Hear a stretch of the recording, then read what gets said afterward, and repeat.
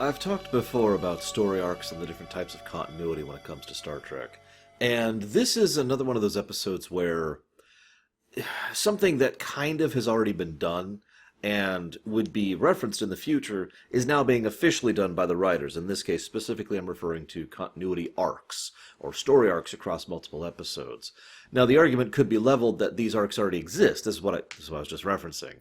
However, this is now a conscious effort on behalf of the writing team to actually write in character arcs and story arcs that are designed to be followed up on later and, have people look into them later. And I mention that because this is also Ronald D. Moore's baby. And that just makes sense, doesn't it? Number one, Moore, as I've said before, I have some issues with his writing, but overall I have a lot of respect for the man. Tons of respect, actually. And I've noticed there's two things he's really big on. Continuity is the obvious one, but the other one is Klingons. Almost all of my favorite Klingon stories come from Moore and his presentation. I'm going to talk about the Klingons and Klingon culture quite a bit, since this is really the first episode we're going to start diving into that, so buckle in. I have no idea how long this episode's going to be. You guys watching this will be like, oh, it's only 20 minutes or whatever. But as of this moment, I have no idea how long I'm going to be talking here.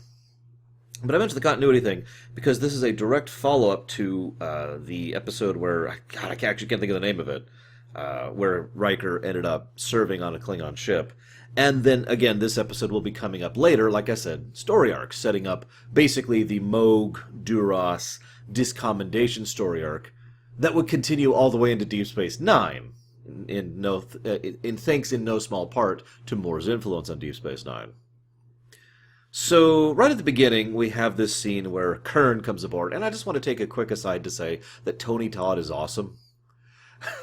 I hate to say that so generically, but every time I see Tony Todd, it's like, yeah, the man really knows how to present himself as different types of characters, and I really enjoy seeing him on camera. And he's awesome as Kern, and I don't have anything else to add to that. So, Tony Todd is great. So he comes aboard, and obviously the writers and the directors, Les Landau, needs to get across the idea very quickly and efficiently that Kern doesn't belong on the Federation ship. So he struts on board the bridge and gives this whole speech, and then he chews out Wesley.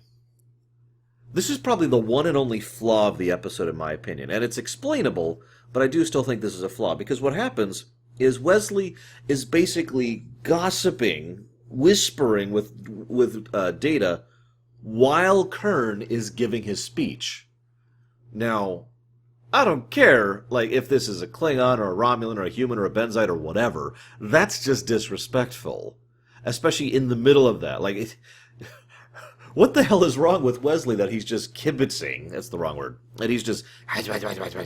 While Data is even in on it. Data was leaning in which is funniest, of course, because Data has the hearing that he would need to do that. But whatever. There's just a level of disrespect there that's astonishing. I was right with Kern. I, a human being, would have also chewed out Wesley for that. Then the scene cuts, and pretty much the next thing we see is a bit where Wesley is talking with Riker, and Geordi talks with Riker. Now you can tell this is where the script got condensed, and this is the explanation I was mentioning earlier. Because Wesley now says, no matter what I do, I can't seem to please him. We don't see any of this. The only real interaction we see between Wesley and Kern is the aforementioned where Wesley was being a prat, so that doesn't count for anything. So we have to take Wesley's word that Kern has been jumping down his throat. Now, that by itself would have no weight to it. Now, intelligently, what helps sell the scene is Geordi. First of all, no offense to Will Wheaton, but at this point in his career, LeVar Burton was probably a better actor, and LeVar Burton gets across... Am I saying his name right? I think I am. A much better presentation of someone who is really pissed about something. There's just sort of this, yeah, we've got a problem kind of a thing. There's a sort of bluntness to the way Geordi presents himself that you can understand, okay, something really is up with this. And then he tells us about the inspection during the middle of the thing and the double shifts they're having to work and blah, blah, blah. And both of them bring this to Riker. Now, that also makes sense. Riker is basically the personnel officer. This is something that's already been established and will continue forward in future episodes. So, it's not just the fact that Riker's their friend or he's part of the clique. He is literally the guy they're supposed to go to in order to complain about personnel issues. So, this makes sense. The fact that Geordi is the specific character used to do this, and one of his biggest character traits is gets along with everybody, helps to emphasize the point. It's still a little bit of a flaw because Basically, an entire episode, or at least like three-fourths of an episode, got condensed into those two scenes. The bridge speech and the 10 forward complaining thing, and that's it. Because, for those of you not aware, this is actually originally two scripts. One was a script about Kern being, being on the ship and blah blah blah, and the other was the script about his brother and the discommendation thing. Moore was handed both and said, "Turn these into one." So again, a lot of respect for the man, because this is probably the smartest way he could have possibly gotten this across. I'm nitpicking, but not really making any major complaints here. So then we go to a scene, and this helps sell it even more, because we are told how Kern is acting to everyone else, and then we see how Kern is acting to Worf. And these two stories don't line up whatsoever. His whole thing about, "Oh, yes, please do a scan about this, Mr. Worf. Ah, no course correction is needed. Very good job." And of course, you notice Worf just bristles. And of course, wonderful acting on Tony Todd. You could see Kern's face just like get anticipatory. Like he wants Worf to club him. Because that is actually what he wants. He is specifically testing him here. And even if doing it on the front, I guess back, and doing it in the middle of the bridge with in front of God and everyone is totally fine with Kern, because he's not actually interested in being legitimately dishonorable. He's just testing him. Remember, and I've talked about this many times, and I believe we've already started discussing this over on the Deep Space Nine stuff, Klingons are all about how you react to things more than the things themselves. It's all about that reaction and how you present yourself. It's kind of a two-step form of communication that they use. So the way everyone's reacting to Kern is informing him of how he should develop and present himself. This also leads to a wonderful scene, which is probably one of my favorite scenes in this episode. By the way, I love this episode, if it's not obvious. It's the dinner scene. So I love the dinner scene because anybody who understands or knows Klingons knows that Kern is being incredibly polite for a Klingon. He is, oh yes, he's just making small talk. "I had to restrain myself from killing Commander Riker earlier because I perceived it was an insult." Now, in human culture, in most human cultures, that would be like, "Whoa, dude, what's wrong with you?" But in a Klingon culture, that's just something that's true, because it's even on topic, because they were just talking about how Kern was having trouble fitting in with a Federation lifestyle, and he gives a direct example of, "Yes, this was another thing I had to deal with. It was very difficult." And he even, I look forward to trying your replicated burnt bird meat. You know, the way he does it. Again, Tony Todd's awesome. The way he does it and the way he presents it, and his attempting of the caviar and smearing the caviar on the turkey and all that. It's all good stuff. I do have to address one quick aside here. Now, this is entering the realm of pure speculation, but that's kind of my job. Once upon a time, I had a very long discussion with a friend named Joel, who we were discussing the nature of Klingon biology. Hear me out. If this sounds boring, just skip forward a couple minutes. I'm sure I'll be done relatively soon. The idea was that the Klingons, from a physiological perspective, are far stronger and more durable than a human being, but demonstrably less engaged when it comes to their intellect, their brain. Now, I'm not trying to say Klingons are stupider, but Klingons are stupider, on average, than most other races, especially humans. Now, to clarify that statement, though, when I say stupid, I do not mean that as an insult. I mean that as a demonstrative fact. Their ability to reason and think is simply on a lesser level. They think in different ways. They don't go as complex. They don't take in as much info, and they don't put out as much info. Most of what they do is on a more simplistic level, hence stupider. And again, no insult intended. And obviously there's going to be exceptions in both directions. We've seen stupider humans and smarter Klingons. But the theory here is the idea that it's literally the nature of their digestion and the way their physiology is that leads itself in this direction. Now, this is pure theory, and this is also a few years old, so feel free to make fun of this. I think I brought this up once before, but the idea is that one of the reasons... This is theory again. One more asterisk. The theory is that we as human beings consume cooked food, which enables us to basically get more efficiency out of the resources that we pull from that food.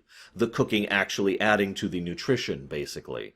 That enables us to take in far greater amount of nutrients and resources, and the theory is that a lot of that goes right up here to our brain, and allows our brain to function in the ludicrously advanced nature that it does in order to make us be human beings, right? As has been pointed out many times, and I think I talked about this during the Matrix rumination, even a stupid human is amazingly intelligent, and their brain is incredibly designed when it comes to how they function. They're just stupid by the standards of rest of humans, right? So I mentioned that because the idea is that the Klingons eat raw food for the most part. In fact, in many cases, the Klingons eat still living food or still moving food. Now, I point that out because the idea here is that the physiology of the Klingons is developed in two different directions. One, to take in anything as food, being basically more omnivorous than a human is. Even though humans do qualify as omnivores, we are not as omnivorous as, for example, pigs. So, the idea that a Klingon has a digestive tract a little closer to a pig's, the ability to, and again, no insult, the ability to take in just about anything and actually use it as functional resources. And because it's designed more in that direction, instead of requiring cooked food or even being acclimated to cooked food, they take in whatever food, and thus they can't get as much efficiency out of that food, so all of that is diverted to slightly different directions. In other words, more of it towards their muscle and their immune system and metabolic rate, which isn't a singular thing, it's actually multiple things, but you get the point. Basically, getting more, for lack of a better way to put it, if I was to put this in layman's terms, getting more physical nutrition out of food rather than mental nutrition out of food, because more of it goes to their body than their brain. Make sense? I mention this here because obviously taste is a thing, and many people like different tastes. I mean, can you believe there's people who actually like black licorice? But in all seriousness, though, obviously even amongst the same species, human beings have a wide variety of tastes. So the fact that he just spits out the turkey isn't really a big deal.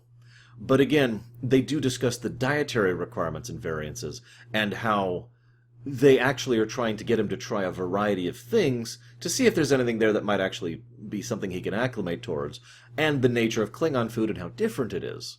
This is why I bring this up. I've been kind of waiting to talk about Klingon stuff for a while, so please forgive me, because even though we've had 2 Klingon episodes before this, this is the first real Klingon episode in TNG where they really start digging into them as a people, so forgive me for going a hog wild here. So, Kern is super polite during dinner. It's actually quite funny. And then it gets to the point where they get past the dinner, and he gives just the most obvious insult to Worf. This is a continuation of his earlier thing. So we can infer that he is being very polite and condescending to Worf, and yet, when it comes to everyone else, he's being basically his normal self, abrasive and you need to do this, the end, very strict militant command style. Now, I point that out because at the dinner table, you can tell he's taking a different tactic. You could just feel that Kern is trying different things to make this work. And so instead of being condescending, he straight up insults Worf. Worf is actually eating the turkey, and he just, again, straight up insults him. Oh yeah, the Klingon stomach could not deal with these, but Worf seems to have no issues, Ouch. Then Worf finally confronts him head-to-head. Now, if this was all just the original episode, the episode which was just about his Worf coming on board, I'm pretty sure this would have been like in the final act where the revelation happened, or there's some other direction they were going with it, or whatever. But instead, this happens at about, and I jotted it down, the 12-minute and 41-second mark. Ah, yes, that! And the way Kern reacts is great, because you'll notice he finally provokes Worf into actually coming at him. Notice he insults him multiple times during the conversation, too. Worf comes at him, and Kern immediately supplicates. Physically, mentally, visually, everything about his demeanor changes to being, yes, you've won this encounter, to immediately call Worf off, basically, because he is now satisfied. Remember, Klingons are all about how you react to things. And Worf, who is the most Klingon of all, we'll talk about that this episode too, basically immediately holds himself back when he sees Kern is supplicating like that. This, of course, leads us to the big revelation. Da-na-na-na, I'm your brother. And he has specifically come on board to test Worf to make sure he is enough Klingon, in order to answer the challenge to his father. I hesitated there because I also want to mention something, just as a quick aside of a thought thing. I find myself wondering how many Klingons in general have a negative opinion on Worf. I get the opinion that Worf is really famous or infamous, depending on how you would want to think about it amongst the Klingons, because as of this point in history, he's the only Klingon actively serving in Starfleet. Now, I know B'Elanna Torres would eventually be in there, and there's also Keeler, but both of them are half Klingons.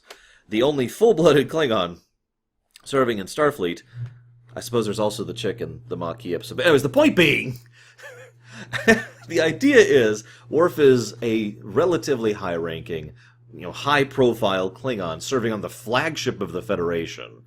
And you can't tell me Klingons aren't aware of that. And given the Klingon propensity for... I don't quite want to use the word mockery, but I'm not sure what other word to use. Provocative discourse, let's call it that. I get the strong impression that most Klingons perceive Worf as just being a baby Klingon. He's off in his Starfleet thing. He's not even a real Klingon. And I also enjoy that. There's other evidence of that. The way Kimpek acts in this episode also kind of leans towards that idea. And I also mention that because it adds another little bit of irony to this whole narrative. That the Klingon Empire perceives Worf as not a true Klingon. That he's some old Federation baby, and that's all he's got. But Worf is arguably the most Klingon that we encounter in TNG. And the only reason I have to say just TNG is because Martok exists over in Deep Space Nine. So you can kind of get the impression there and the intent. Anyways. So, then we get a bit further forward into the nature of Klingon and the way they function. I've talked before about Klingons and line mentality. I believe this came up during House of Quark, which I've already covered from my perspective, and I'm pretty sure has already gone live as of this point in time. I'm not 100% on that. Let me double check. Yes. Looks like House of Quark has in fact gone live by now. I think. So, the idea here is that Klingons have an extremely tribal mindset. Now, you could argue that humans have tribal mindset as well, and we do here in real life. There's a reason line mentality exists. But Klingons tend to take it to another level. It's not just you're on that side of the line, therefore you're such and such. You are expected to basically answer for and be answerable to everything that happens on that side of the line.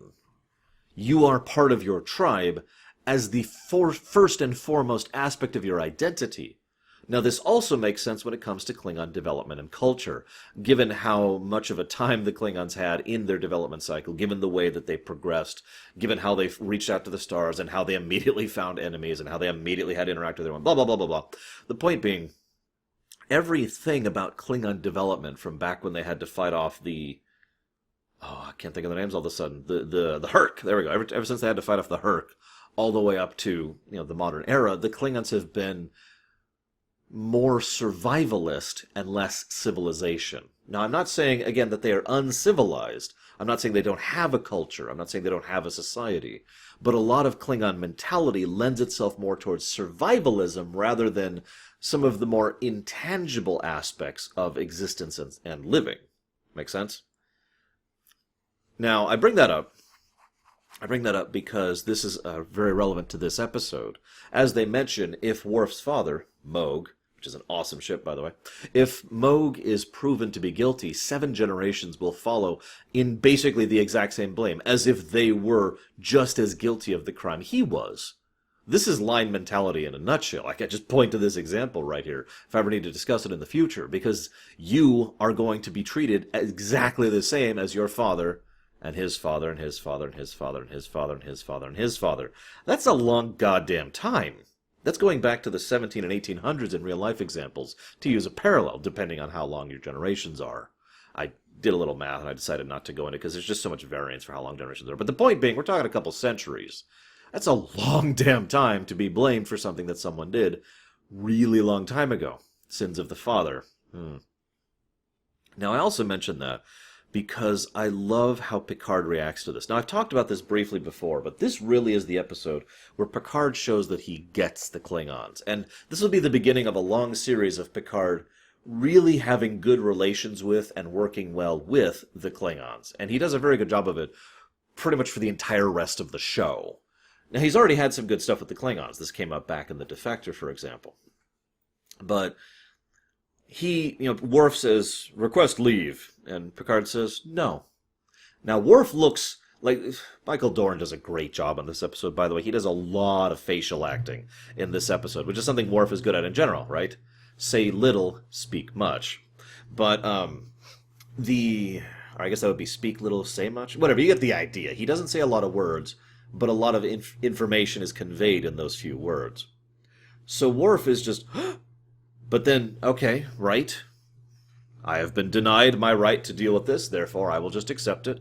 And Picard just kind of comes around and says, no, I'm going with you.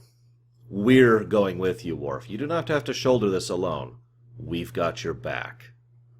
And I like that. This goes back to what was happened with the pain sticks. You remember that? I brought up that episode. I think that was in the Icarus Factor. That's the only interesting aspect of that particular episode. Because it's the idea, far more better presented, of the fact that the crew is family with Worf, that they are his, for lack of a better way to put it, his real family.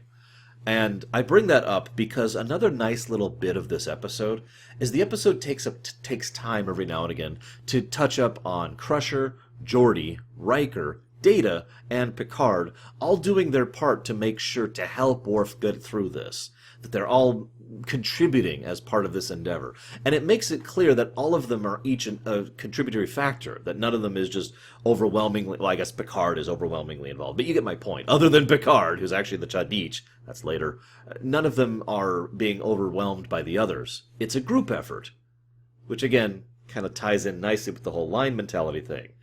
Anywho, so then Kern goes down, he's like, I would be honored to be your Chadich.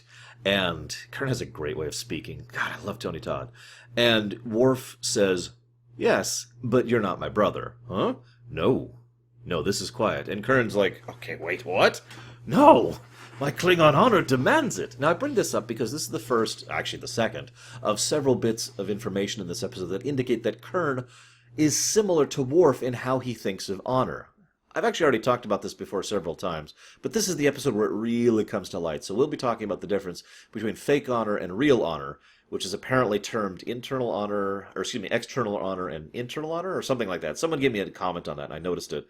And I don't remember it right now, because that was actually like a month ago for my time.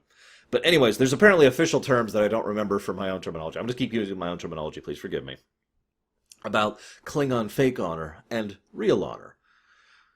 Kern obviously cares about honor in the traditional sense of the word, the way that we human beings would use that word. It's about doing the right thing. It's about believing in the intangible realities. In other words, I get no tangible benefit out of offering my allegiance to you, brother. But it is the right thing to do. It is the thing that should be done. It is the thing that shows that I have a moral imperative, that I have an ethical standard, that I am better than just a beast, but that I care about you, and I'm demonstrating through action the intangible connection of how much I care about you. That's honor, right? Real honor, as I like to call it. Fake honor, well, that's a lot more about appearances, reactions, and politics. We'll get to that more in a second. But I just point this out because Kern very clearly sits on the real honor side of the equation. In fact, he can't stand the fact that he has to discommendate his brother along with everyone else, that he has to also turn his back to him. Oh, and I'm going to touch on that really quickly. I know that's basically the last shot of the episode, but the thing where they all turn their backs to Worf, that's a great little tidbit. In real-life history, being exiled was actually a really bad thing for multiple points in history because, well, in multiple points in history, survival kind of depended on group work. You needed to work with the team to get things like food, shelter, water, clothing, protection from the elements, protection from beasts, protection from other tribes. If you, an individual, are kicked out of the tribe, you don't have a lot of options. You can be off on your own and die, or you can go and try and group up with one of the other tribes who may or may not take you in. It's one of the reasons why exile was such a big deal for so much of human history. Given, having said that, how much the Klingon culture is so ground and built around the concept of line mentality, of a tribal perspective, you can see now why discommendation is such a big deal. It is so big a deal, no one even offered it as an option, because it's practically the same as killing someone. The very idea that you have someone who is discommendated is unworthy of even being spoken to by a member of the Klingon Empire. They are cast out of the tribe. The entire tribe of the entire empire. And this discommentation will be a part of Worf's future for basically the entire rest of TNG and Deep Space Nine. Now, this is going from memory because I'm not there yet, but I believe the first time that he talks with Gowron, I want to say this is in Redemption, but I'm not sure where exactly. Gowron, who is already kind of a political person, and we'll talk about him when we get there, don't worry, almost refuses to talk to him. Like, no, you're discommendated. You're worse than dirt. You know, it's the same as basically being casteless. So you can see how much these concepts, this tribalism, really matters to Klingon culture. So then we go to Duras. This is one of the only times we ever see Duras. The central Duras. We see his ancestors over in Enterprise. We see his sisters and his son in TNG and DS9. And we feel some of the impact of him in Voyager, but only a little bit. But I mention that because Duras is arguably one of the most central characters, or at least, I should say more accurately, the central political organizations in all of Star Trek. They have an influence across pretty much the entire gamut. I find that very amusing and very interesting in its own right. And they're almost always the bad guys. You ever notice that? Anyways, so we finally see Duras. I love the way that he deals with this whole situation. He just, the way I wrote it in my notes was, he just spills over the Great Hall there as he's talking with them. And a couple of interesting things. First of all, he insults and berates Picard. Picard's response is to stand his ground and insist strongly that he has a right to be there. Then Kimpek allows him leave to be there as part of the, the recommendation from a military commander is significant or something like that. I forget how he phrases it, but that's what he says. I point that out because, again, very Klingon. How Picard reacted determined how they perceive of him. In fact, that initial impression is probably what helped to solidify Picard as such a significant person within Klingon culture. Let's be honest, there's a reason the Klingons will turn to Picard many times in the future. And I think a lot of that goes down to here. Because, again, external honor, or fake honor, isn't necessarily a bad thing per se, because it's all about appearances and perspectives.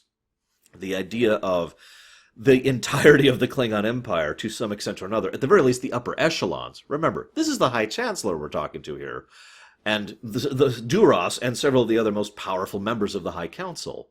This is the highest level of government the Klingons have, and Picard just earned their respect. Anywho, so then Duras gives his accusations, and again, very Klingon in the way he does it. First he lays out the facts, very simply and bluntly. Then he just starts insulting Worf to his face, slaps him, calls him the son of a traitor, backhands actually to be more accurate, calls him the son of a traitor, rips off his robe, you're awful and terrible. You'll notice Worf doesn't put that robe back on for almost the entire rest of the episode. Just a nice little touch there. Then Kimpek decides to pull Worf to the side. Now, as a quick aside, I like the actor who plays Kimpek. He also played the Klingon general back in Star Trek V, which is, I believe, why he was tapped for this. But I also mention that because I think he's a pretty good actor with regards to this type of Klingon. A Klingon politician, for lack of a better way to put it. The way he talks to and acts to Worf really says everything it needs to. This is when the fake honor really comes to the forefront. There was no risk to you. I wrote these down word for word. Your life in the Federation would not be affected. Both of these things are word for word quotes for him. This says everything that it needs to, because the actually honorable thing to do, regardless of external or physical circumstances, would be to respond to the charges. That's why Worf does that. That's why Kern seeks him out. And I point that out because both of those are contrary to fake honor. Fake honor is the more political angle. This is the safe person to basically accuse of this thing because it will have no impact on the Klingon Empire and will have no change to the shifting balance of power within the Klingon High Council. As we learn later in the episode, the Duras family is incredibly powerful within the Klingon Empire, which probably says a lot about the nature of the Klingon Empire at this point in history, but whatever. And it would basically be the same as inviting civil war if they were to go ahead and push this onto the Duras family. Now that's very interesting, because This is a two-part thing here. First, we have the external part, the fake part. I keep screwing up my terminology. I'm probably even saying it wrong. First, we have the fake honor side of things. The Duras family has a lot of fake honor. They're very powerful. They're very renowned. They have a lot of the military on their side. Blah, blah, blah, blah, blah. And they are so strident in the way that they have their support and their supporters that any kind of move against them would be incredibly deleterious to the functioning of the Empire. It would lead to civil war. It does lead to civil war, actually. Spoiler alert. But anyways, point being, then you have the real honor side of things. Now, this is funny, because I would have actually found it more interesting if the Duras family was actually reasonably honorable, that they were decent folk for the most part. Now, unfortunately, as we find out over the course of the years, they're all scumbags. But I point that out because they have a tremendous amount of fake honor and a tremendous absence of real honor. The Duras family is probably the single greatest example of the dichotomy between the two that I can think of, even more so than Worf himself, because they have no real honor.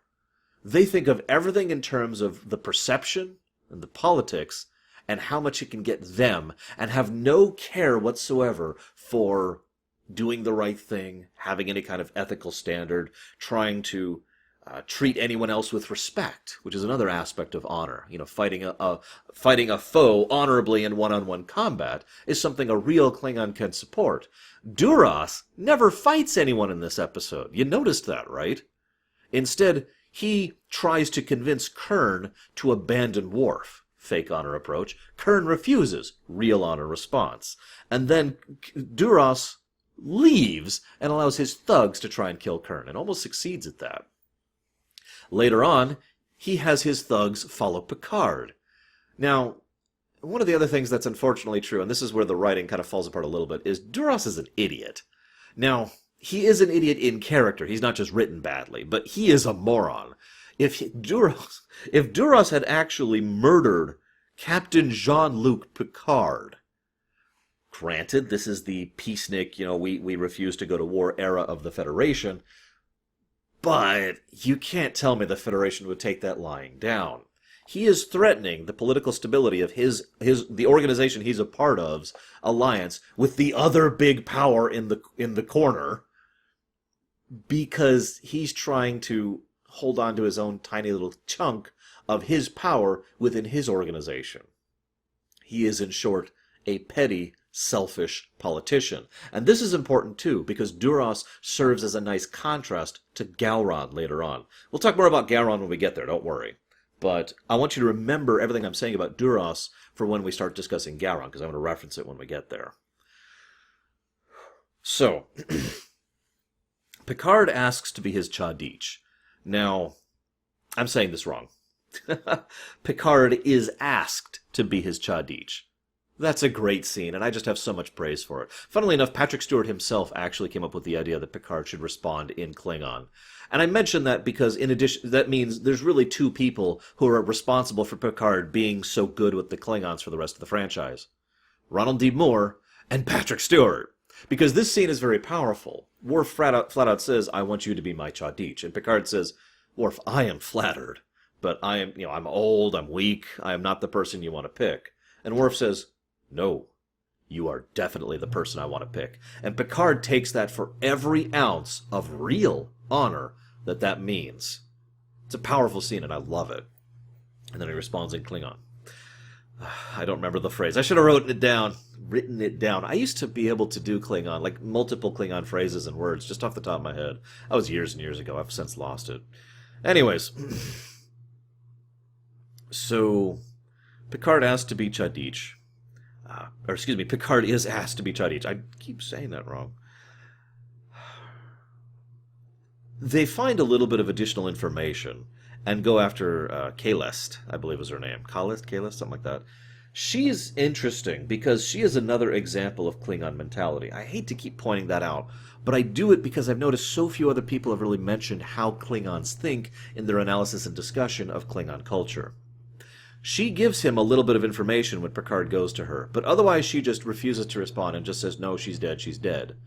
Then he leaves and is attacked and fights back. Then she defends him because, per Klingon, now she knows how he would react to a direct challenge on himself. As I'll talk about later, direct challenges are a very important part of Klingon culture as well. If someone attacks you, even if they're an ally, that challenge has to be met. Otherwise, you are weak. Right?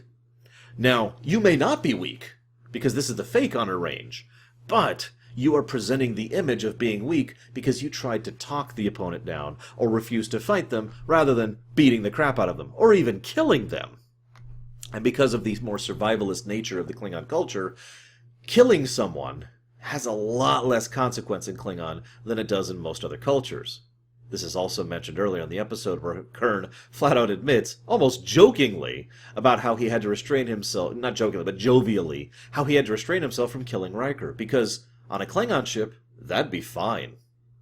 He insulted my honor. Okay. That's it. That's all that's needed. So, she goes to help him. Oh yeah, she has a quick line I want to mention really quick. She says, No, Mogh was loyal to the Emperor.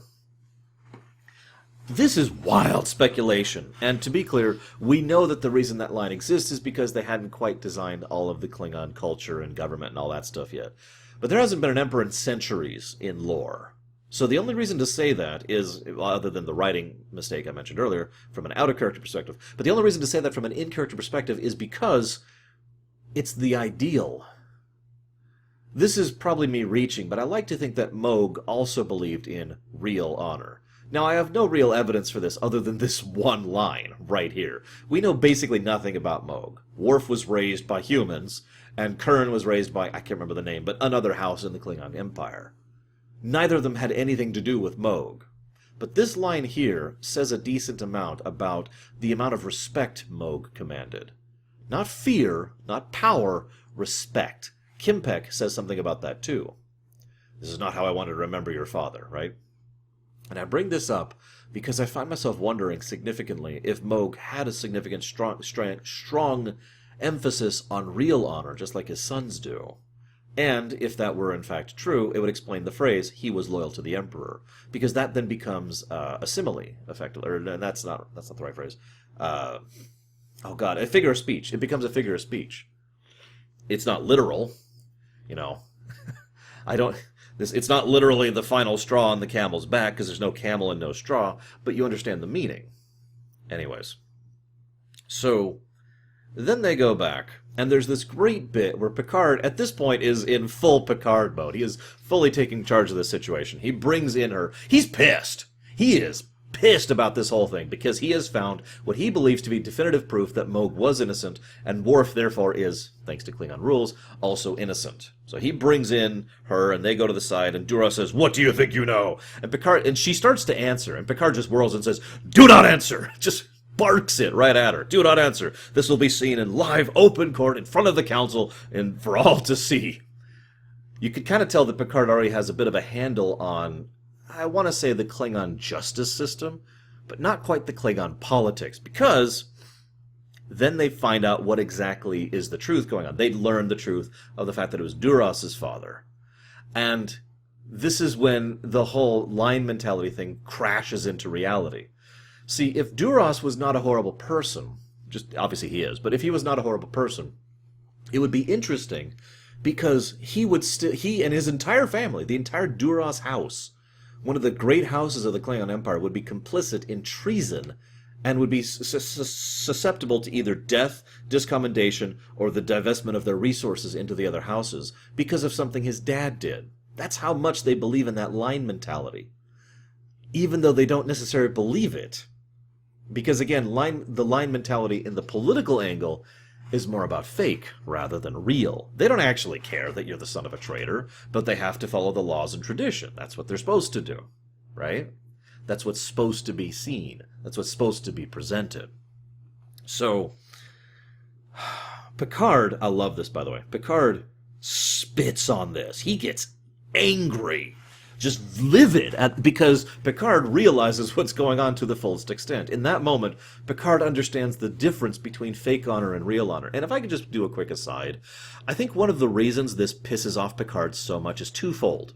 One, his understanding and respect of Klingon culture that he's been developing over the years, and two, his relationship with Worf. Obviously, he and Worf have a great bond together. This is something that will be a continuing trend all the way up to and including Star Trek First Contact, the 8th movie. This is something that obviously means a lot to Picard. And so you get the impression that Picard has, similar to Worf, romanticized the Klingon ideal, thanks to his interactions with Worf. To see the ugly and dirty reality of Duras and Kimpek and the high politics of the Council sickens him. And of course, this is Picard, someone who, even though he is the lawful route, will stand on his moral high ground at all costs. He just did this in The Offspring, where he was willing to threaten his own career and go straight to Starfleet Command to fight for what he believed was right, for what he believed was correct, for his real honor. And so Picard stands with the backing of a Starfleet captain and of the Federation as a whole when he challenges this. He lays down the gauntlet, and then he smacks down the entire Enterprise on top of the gauntlet. I'm being horrible with my analogy because it's so wonderful how he just basically lays it all on the table and says, no, I'm coming at you with the entire Federation. You want to come at us? You want to try and threaten me with the divestment of our alliance? Oh no. No, I'm bringing everything with me on this one. I am not budging. And as much as I give Patrick Stewart credits for this scene, that he deserves, I want to also give credit to Michael Dorn. Watch Worf's face when Picard just smashes everything right down there on the table and says, nope, this is a line. It's some powerful stuff. And you can tell Worf, the believer in real honor, it means a lot to him. So, of course, we learn the truth and all that fun stuff. And then we learn that Worf is the only real Klingon, or at least one of the only real Klingons. Because Worf, without any real hesitation, accepts the possibility of death so long as Kern is spared. I will take this blame, but Kern's identity must be unknown. Kimpek considers this. Picard is like, no! But then Worf's like, no! This is my choice. This is my life. I will lay down my life for the sake of my brother and for my kin. Or my name, I should say, for my honor. And then it is Duras who says, no, that won't work. He'll just want vengeance. And that's just unacceptable. I mean, why would he want revenge upon me for ruining his family name and destroying his life? Oh, and killing his brother. And the way Duras says that, I don't give a lot of credit to him, but the man who plays Duras does a good job of playing a slime ball. Because he just comes out, no, that's unacceptable. He just want revenge. Like it's just some little thing, you know. So then Worf accepts the discommendation. Now, I've already mentioned that. I've already talked about the nature and the strength of discommendation and what that means. But really, all of the power of the discommendation can be said in Kimpek's reaction. When Worf says he will accept discommendation, Kimpek just kind of slowly breaks into this really big grin. And again, nobody even suggested it. How could they? It is actually worse than death. But Worf accepts this because he's a real Klingon. There's one final thing I want to talk about before I cut off this wonderful episode.